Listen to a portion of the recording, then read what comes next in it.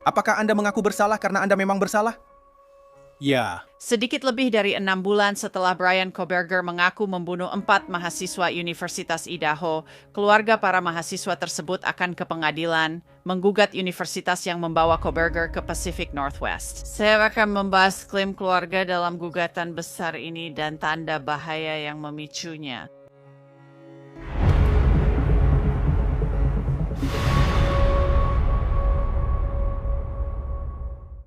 Selamat datang di Law and Crime, saya Angelette Levy. Kami sudah prediksi ini dan kini resmi terjadi.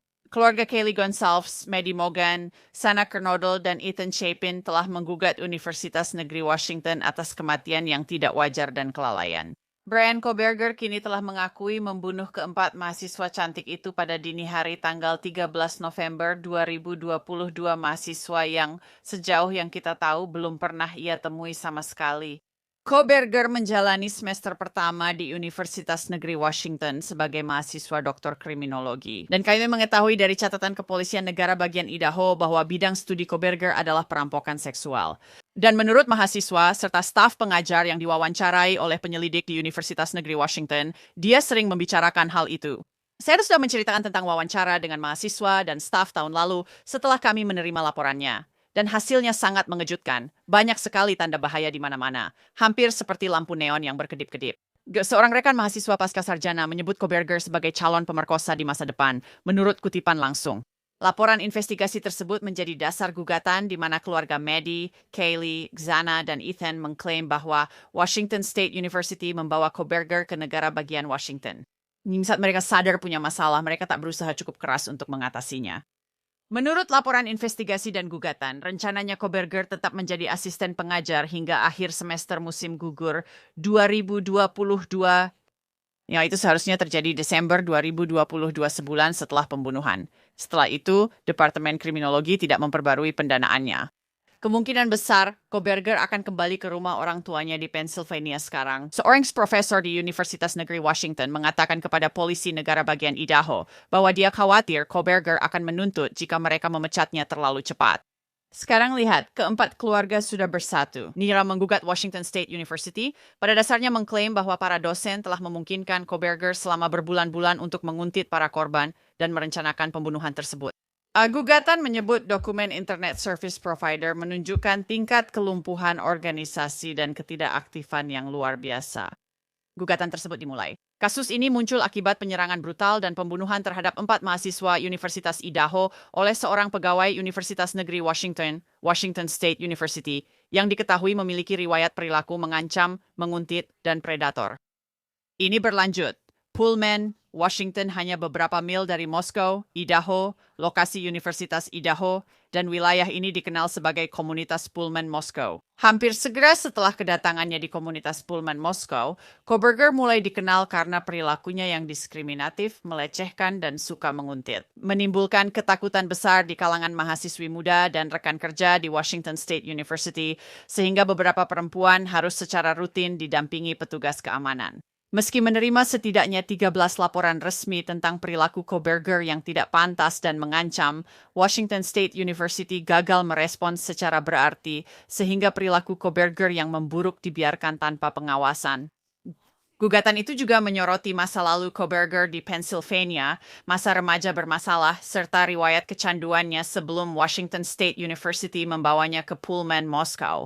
Dia pernah kecanduan heroin, ditangkap karena pencurian, dan selama bertahun-tahun membuat banyak posting di forum publik tentang ketidakmampuannya merasakan emosi serta pikiran gilanya.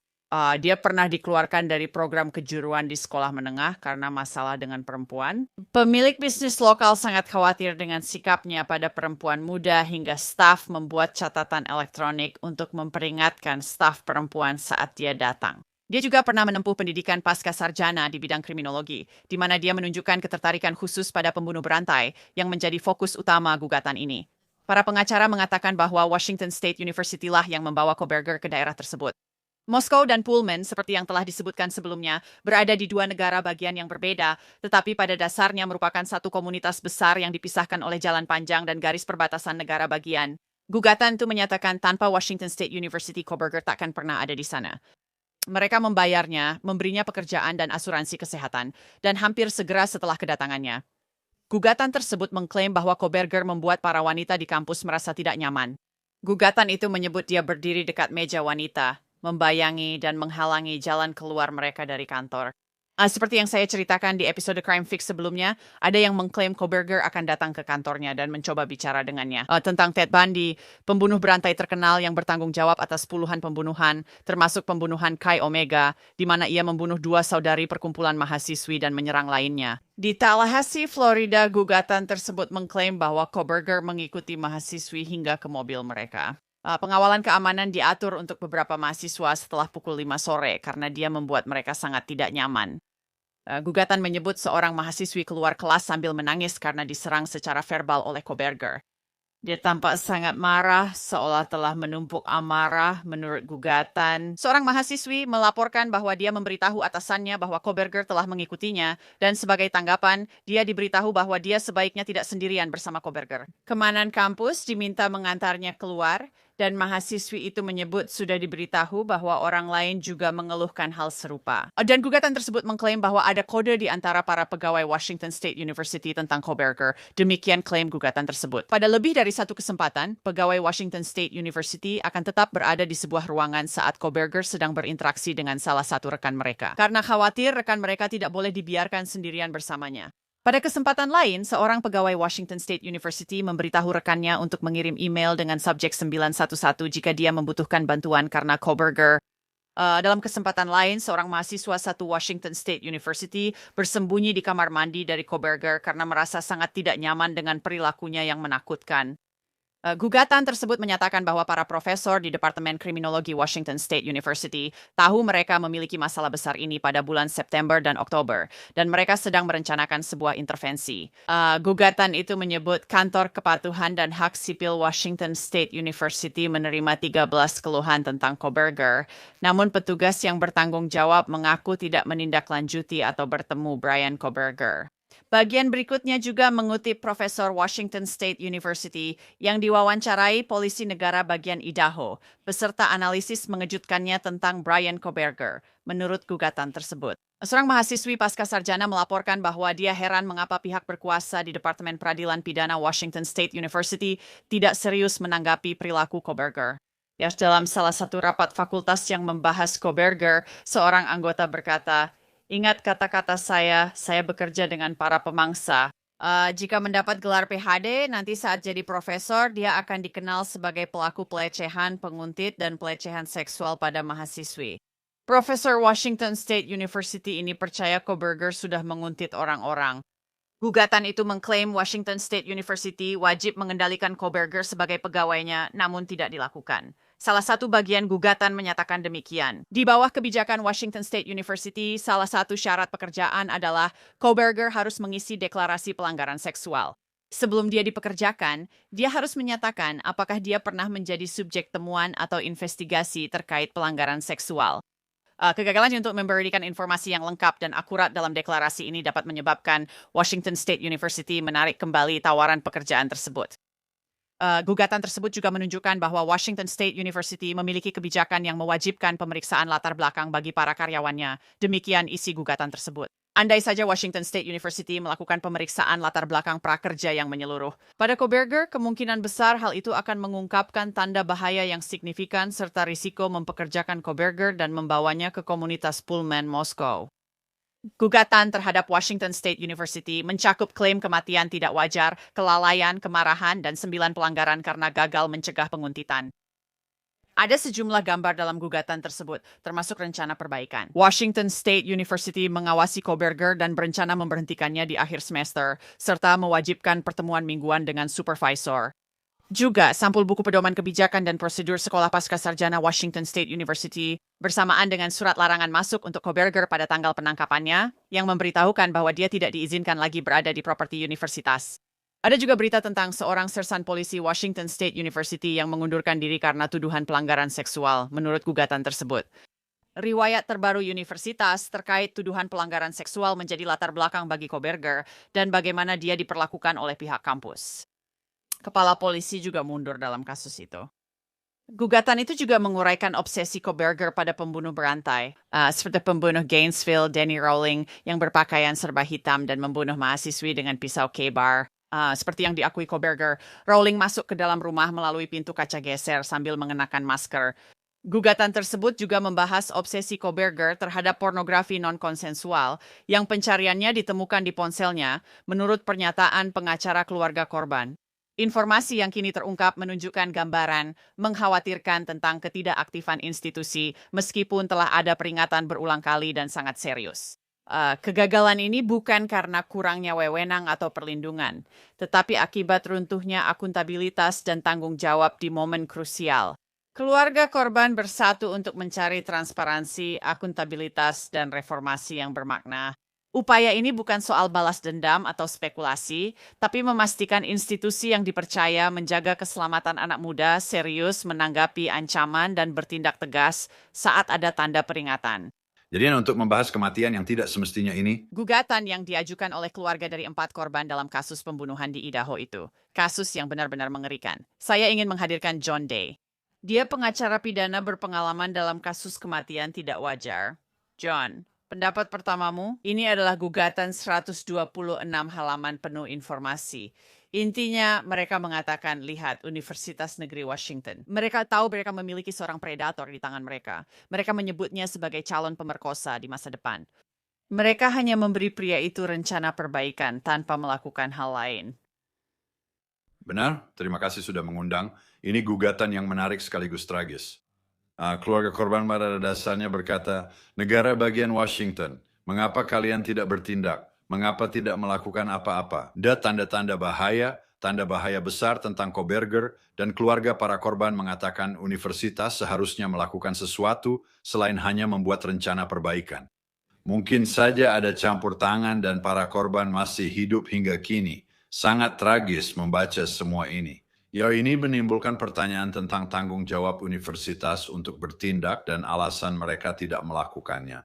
John, salah satu ironi terbesar di sini adalah bahwa gugatan ini, kamu tahu, sangat bergantung pada dokumen polisi negara bagian Idaho yang dirilis tahun lalu. Di mana ada wawancara dengan para dosen, staf, mahasiswa di Universitas Negeri Washington. Salah satu hal mengejutkan di sana adalah dokumen itu mengutip pengawas Koberger yang berkata, aku khawatir jika kita mengeluarkannya sekarang bisa muncul gugatan perdata. Mereka memilih jalur rencana perbaikan, memberinya rencana itu, seolah-olah punya rencana besar. Mereka tidak yakin dia akan berhasil dengan rencana perbaikan itu. Mereka akan memecatnya di akhir semester tanpa memperpanjang pendanaan.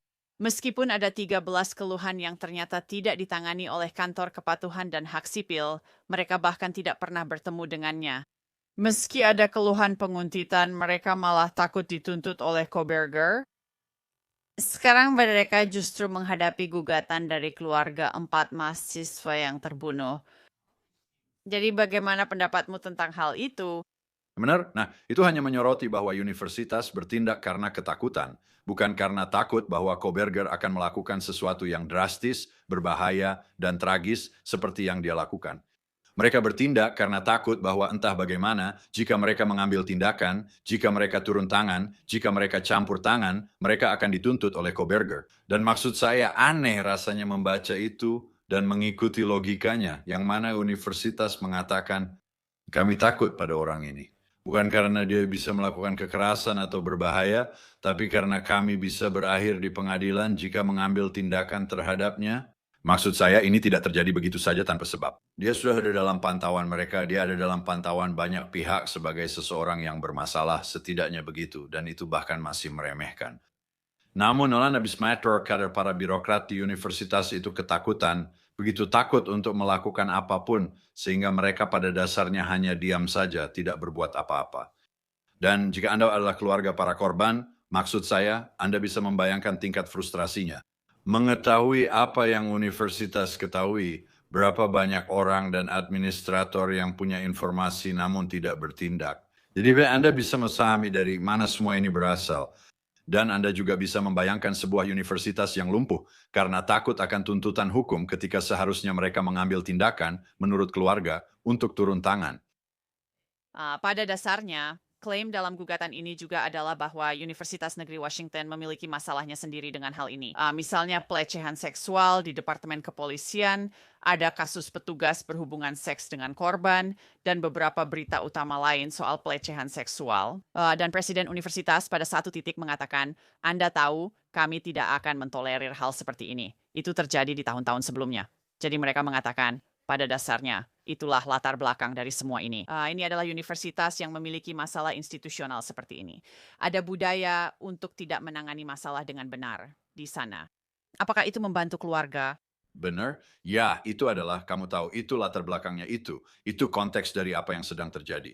Dan kamu harus ingat permohonan yang dimasukkan oleh Koberger yang menyelamatkannya dari hukuman mati. Itu juga menyelamatkan keluarga dari harus menjalani persidangan. Ya, namun pada saat bersamaan dari sudut pandang keluarga tidak mungkin sepenuhnya mengungkapkan apa yang terjadi. Ada argumen bahwa mereka tidak mendapatkan kepuasan dari menjalani persidangan, jadi gugatan perdata terhadap universitas mungkin menjadi hal terbaik berikutnya yang bisa mereka dapatkan. Beberapa bentuk keadilan dalam konteks apa yang terjadi, beberapa bentuk keadilan untuk gagasan bahwa jika universitas sudah memiliki semua informasi ini, kenapa tidak ada yang turun tangan? Dan jika konteksnya juga bahwa universitas memiliki masalah besar ini, masalah yang signifikan, itu menunjukkan adanya kegagalan dari atas sampai ke bawah. Jadi Anda bisa memahami mengapa keluarga mencari semacam keadilan karena mereka tidak benar-benar mendapatkannya. Dengan persidangan yang berakhir dengan vonis, ada kesepakatan pembelaan. Ya, tapi saya rasa ada argumen yang bisa dibuat bahwa jika ada persidangan, mereka setidaknya akan mendapatkan tingkat kepuasan yang lebih. Jadi gugatan perdata mungkin menjadi pilihan terbaik berikutnya. Dan menyalahkan universitas karena kegagalan dari atas ke bawah mungkin memberi mereka tingkat keadilan yang mungkin tidak mereka dapatkan sebaliknya. Dan mereka tidak mengetahui semua hal ini, seberapa beratnya, sampai jauh setelah itu, sampai jauh setelah pengakuan bersalah. Jadi saya yakin ada juga kemarahan dari pihak keluarga-keluarga ini, bahwa ya Tuhan, lihatlah ini benar-benar berantakan. Ada juga tuduhan pelanggaran Title IX di sini karena penguntitan itu. Dia ada di kampus dan ada banyak keluhan. Dia mengikuti perempuan sampai ke mobil mereka. Maksudku mereka ini kriminolog. Mereka adalah kriminolog di Departemen Kriminologi. Mereka melabelinya sebagai calon predator di masa depan, calon pemerkosa di masa depan, hal-hal seperti itu. Rasanya seperti ya sudah, tunggu sampai akhir semester. Aku tidak bilang kalau ada dari mereka yang berpikir, oh dia akan pergi dan membunuh 4 mahasiswa cantik. Tapi ayolah, maksudku mereka ini para ahli. Benar, mereka adalah para ahli. Dan itulah yang membuatnya semakin mengerikan. Gagasan bahwa mereka ini adalah manusia. Ini adalah bidang mereka. Ini adalah hal-hal yang telah mereka pelajari. Dan merekalah orang-orang yang mengamati ini dan keluhan-keluhan yang terus menumpuk. Jadi klaim Title IX soal kekerasan itu memang terlihat ada dalam lingkup peristiwa. 4 anak manis ini, Anda tahu dibunuh, tapi klaim Title IX adalah cara bagi keluarga untuk mencoba mendapatkan keadilan.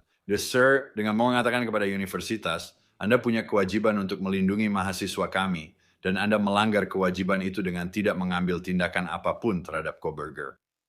Jadi meskipun mungkin terlihat agak teknis untuk mengajukan pelanggaran Title IX, itu adalah salah satu cara yang bisa digunakan keluarga untuk melawan ketidakadilan yang sangat mengerikan ini. Jika mereka tak bisa lagi meminta pertanggungjawaban Koberger karena ia sudah divonis bersalah, namun mereka bisa menuntut pertanggungjawaban institusi tempat mahasiswa terdaftar dan berharap mendapat perlindungan. Jadi Anda bisa memahami dari mana keluarga ini berasal dengan mengatakan kepada universitas, kalian tidak memenuhi kewajiban kalian untuk melindungi anak-anak kami.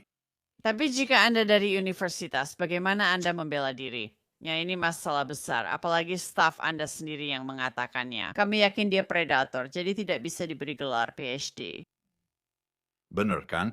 Ya, ini memang sulit untuk dibela, dan kemungkinan besar kasus ini akan diselesaikan sebelum sampai ke persidangan. Karena Anda tahu apa saja pembelaan universitas, ya bagaimana Anda bisa memprediksi masa depan. Pada saat yang sama, departemen dan spesialis kriminologi mereka sendiri juga memprediksi masa depan. Mereka dan para administrator universitas tidak mendengarkan. Jadi ini bukan sesuatu yang ingin saya belah dari pihak universitas karena ada begitu banyak kegagalan, ada begitu banyak kesalahan sepanjang jalan.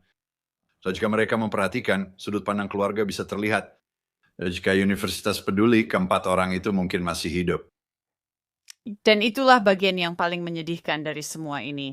Tidak ada alasan bagi keempat anak itu. Saya menyebut mereka anak-anak karena masih kuliah, tapi tak ada alasan mereka mati selain karena kejadian itu. Sangat mengerikan. John Day, terima kasih banyak. Terima kasih sudah mengundang saya. Universitas Negeri Washington belum menanggapi gugatan ini.